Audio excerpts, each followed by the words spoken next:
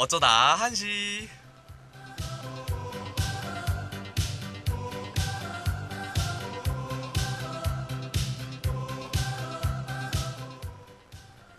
여러분, 사과를 2개 가진 사람이 행복할까요?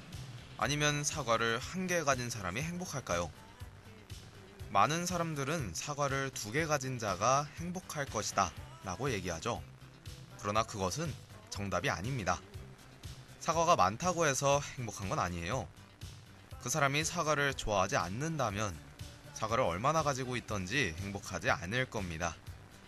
얼마나 있는 게 중요한 것이 아니라 내가 얼마나 좋아하는가의 문제이죠. 그러니까 남의 떡이 더 커 보인다고 남을 질투하지 마세요. 내 떡이 크던지 작던지 내가 떡을 좋아한다면 그냥 가지고 있다는 것만으로 행복을 느끼시면 됩니다. 가진 것에 행복을 느끼는 것도 바쁜데 남의 것을 질투할 시간이 있을까요?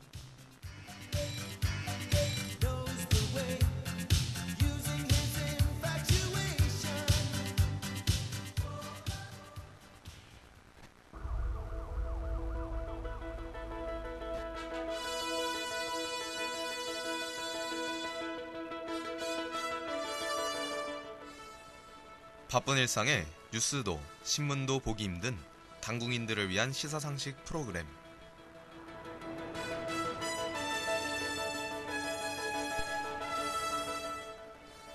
체크포인트.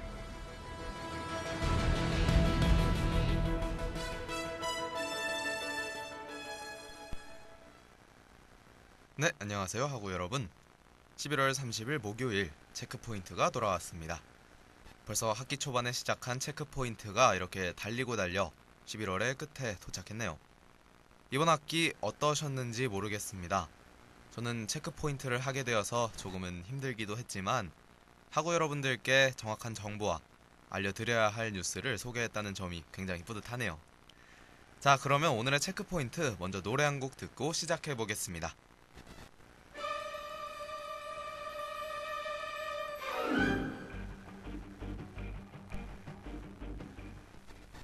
이번 주 체크해둬야 할 뜨거운 감자는 무엇일지.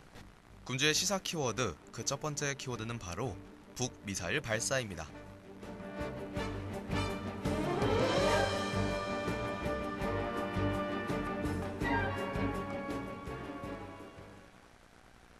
북한이 지난 29일 새벽 평안남도 평성 일대에서 동해상으로 탄도미사일 한 발을 발사했습니다.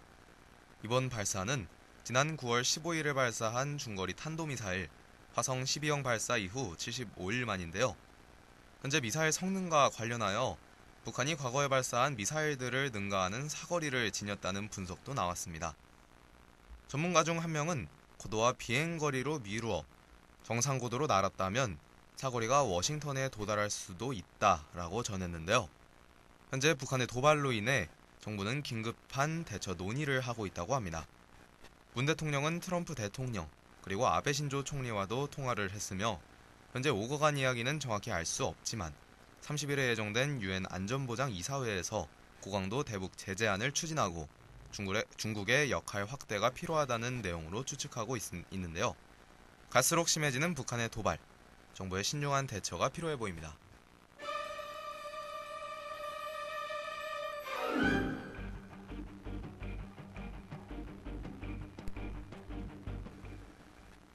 두 번째 키워드는 바로 입학금 폐지입니다.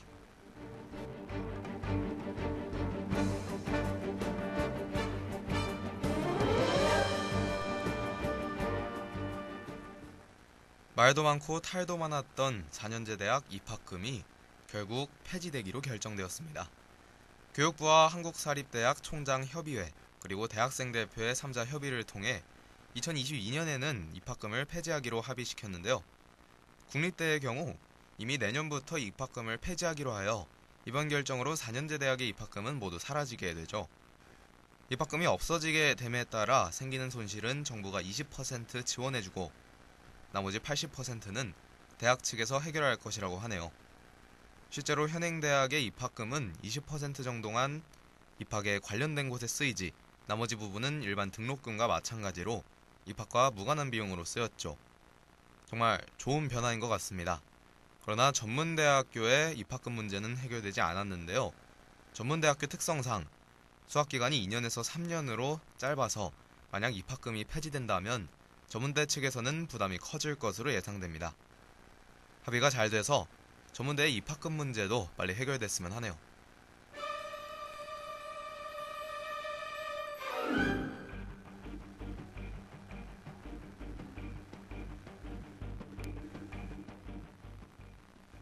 세 번째 키워드는 바로 장기소액 연체자입니다.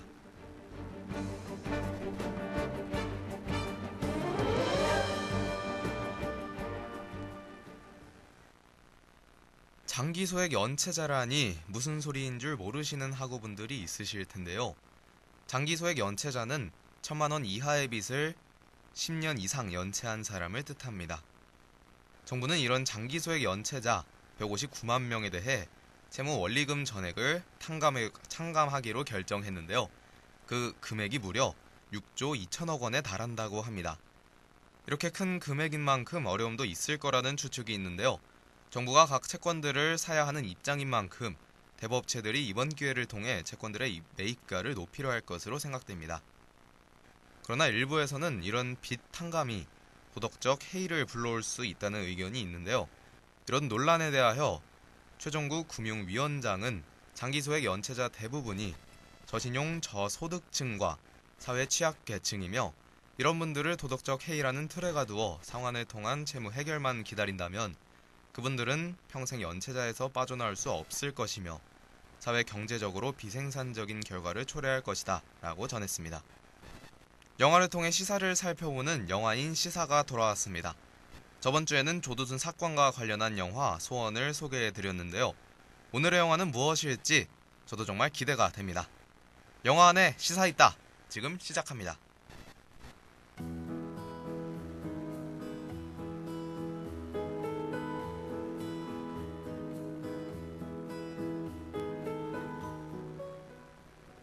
꼭 하고 싶은 말과 꼭 듣고 싶은 말이 있는 어느 할머니의 이야기.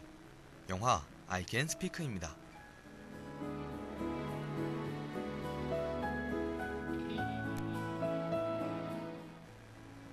온 동네를 휘저으며 무려 8,000건에 달하는 민원을 넣어 도깨비 할매라고 불리는 옥분. 그녀는 날마다 명진구청에 찾아와 민원을 접수하는 엄청난 사람이었죠. 그러던 어느 날 명진구청에 민재가 발령받는데요. 그날부터 민재는 수많은 옥분의 민원을 처리하는데 고생을 합니다. 그런 도깨비 할매인 옥분은 남모를 고민이 하나 있었는데요. 바로 영어입니다. 옥분은 영어를 공부하기 위해 학원에도 등록하였지만 배우는 속도가 너무 느려 학원에서 쫓겨나게 되는데요. 그런 그녀에게 유창하게 영어로 말하는 민재가 보입니다.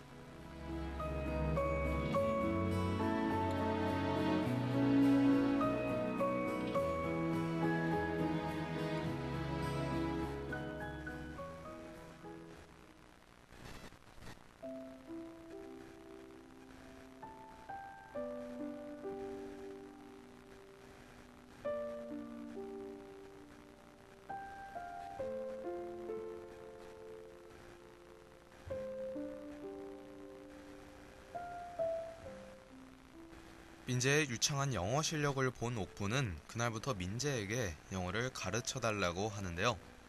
그러나 민재는 영어를 가르쳐주지 않으려고 하죠. 그러던 어느 날 자신의 동생이 옥분의 집에서 밥을 먹는다는 걸 알게 되자 조금은 마음이 풀렸던 것인지 옥분에게 영어를 가르쳐줍니다. 그렇게까지 옥분은 무슨 말이 하고 싶은 걸까요? 그런 궁금증을 가지고 있던 민재는 옥분을 통해 한 가지 이야기를 듣습니다. 바로 미국에 동생이 있다는 것인데요. 동생은 미국에서 쭉 살아 한국어를 못해 한 번쯤은 영어로 대화를 해보고 싶다는 작은 옥분의 소망이었죠. 이후 민재는 열정적으로 옥분을 가르치고 옥분의 영어 실력도 쭉쭉 상승합니다. 그러던 어느 날 옥분에 숨겨져 있던 사실이 하나 밝혀지는데요. 바로 옥분이 위안부의 피해자라는 사실이죠. 그런 옥분은 원래 위안부에 대한 영어 연설을 준비했던 친구 정심을 대신하여 연설을 하기로 합니다.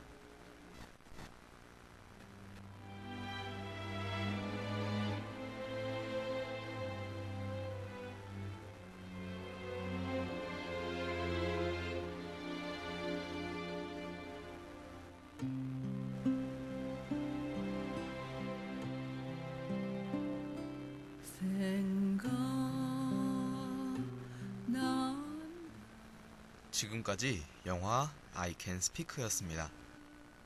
인류 역사상 가장 끔찍했던 전쟁 범죄들 중 하나인 위안부.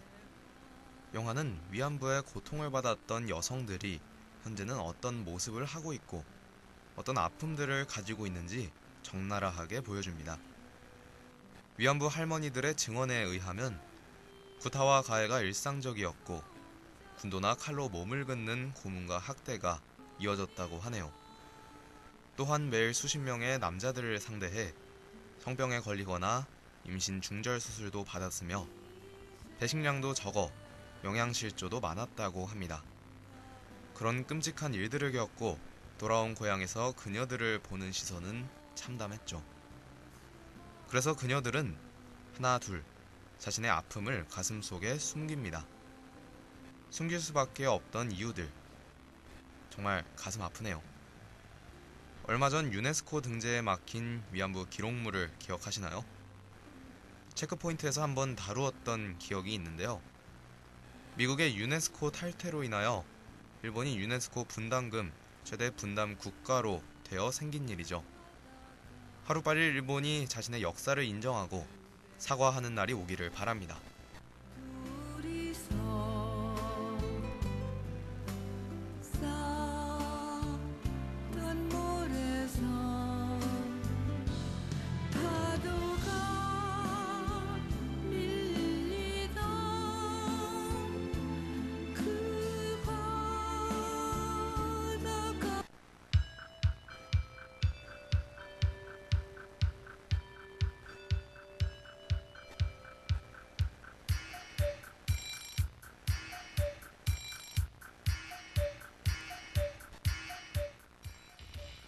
한 학기를 달려온 체크포인트, 오늘이 마지막 방송입니다. 하고 여러분들께 언제나 알아야 할 정보, 그리고 정확한 정보를 소개해드리도록 노력했는데 잘 되었는지 모르겠습니다. 저희 체크포인트 잊지 말아주시고 이만 마치도록 하겠습니다. 체크포인트 마지막 방송의 아나운서 김민찬이었습니다.